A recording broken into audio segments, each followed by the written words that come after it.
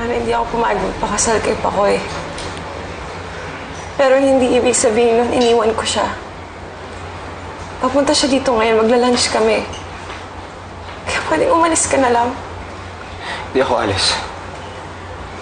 This time, ipaglalabang kita. Dahil mahal kita, Celine. Umalis ka na. In fact, Celine, gusto ko itong pakasalan.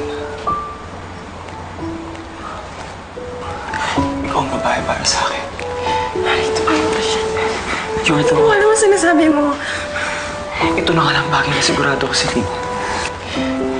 Celine, ituloy sure ako na mahal kita. Wala ka na ba talagang nararamdaman para sa akin? Ha? Sumagot ka, wala ka na ba talagang nararamdaman para sa akin? Hindi ko alam. Ano hindi mo alam? Mahal mo pa ako. Nakikita ko sa mga mata mo. Pakoy? Ikaw na naman. Ha?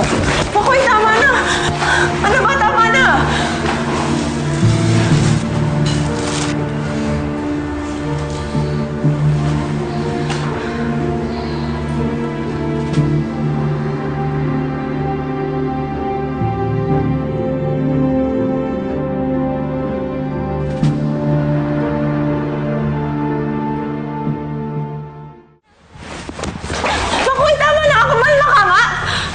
Tama na! Nasasaktan si Celine. Ikaw sasaktan ko. Umumuna sa akin yan. Girlfriend kita pero lagi umiepal. Ngayon, tinatanggihan mo ko, nandyan na naman siya.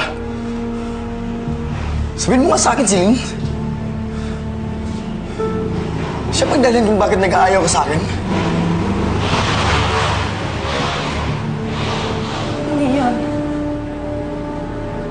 Kung hindi ano? Anong pumigil sa'yo?